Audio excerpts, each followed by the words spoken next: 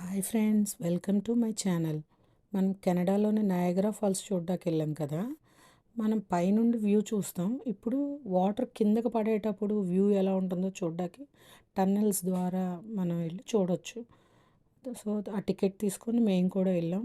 వెళ్తుంటే మనకి ముందు రెయిన్ కోట్లు ఇచ్చారు, అవి వేసుకొని వెళ్ళాలి. పైనుండి వాటర్ మనం దూరంగా చూస్తాం, కానీ ఈ టన్నెల్ ద్వారా వెళ్ళేంటంటే వాటర్ కిందకి పడేటప్పుడు ఫోర్స్ మనం దగ్గరగా చూడొచ్చు.